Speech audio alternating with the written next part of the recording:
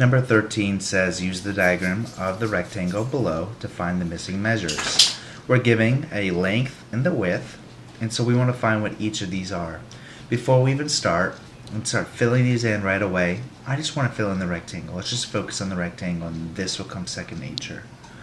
Alright, we do have a parallelogram. Since it is a parallelogram, 24, 24, and then 10, 10. But we don't know what these mid-segments are going to be. So the first thing we need to do is we need to know that we have a rectangle. A rectangle this means that we have right angles in each of the corners. And this opens up our door for a lot of stuff.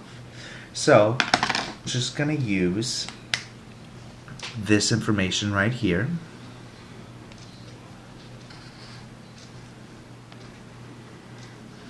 So we have that right there. I'm going to copy it over here. So we have a right triangle within this rectangle. S, P, R, 10, 24. So we can see that this is a right triangle, so we can use the Pythagorean theorem.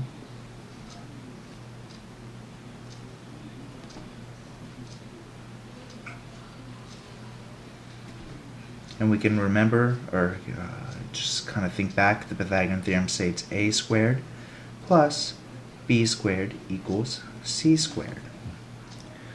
So I want to figure out what we're given. We don't know what the c is because I drew an arrow from the right angle to this, and I know we don't have any length there, so this is our c.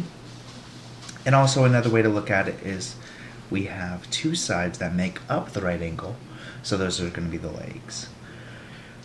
So first we have 10 squared plus 24 squared equals c squared. We get 100 plus, you can do it in your calculator. Let's move this up so you can see the calculator a little bit. So to use the calculator as well, for the 24, you could do 24 squared, get 576, is equal to c squared. Then when you add these up, you get 676 is equal to c squared. And how are we going to get that decimal? So this is when we're going to do the square root. 676. We square root it. Again, 676 equal to the square root button. It's located under the tan button, and it's to the right of the x squared. You click it, and you get 26 is equal to c. So this length right here, 26, is our hypotenuse, or that diagonal that we have right here. So that's our 26 here. That's our c.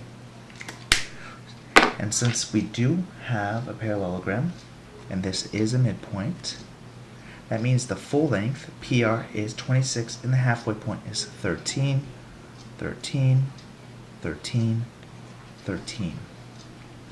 Alright, and so let's start filling in this information. So the question was stating earlier, use the diagram below to fill in the missing measures, these.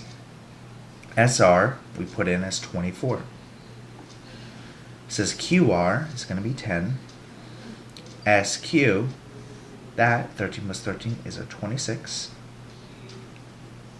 Did I not write anything in the middle? So that would be a T in the middle. ST would be just half, which would be 13. And then PT is 13. Alright. That is all of our different parts of this rectangle.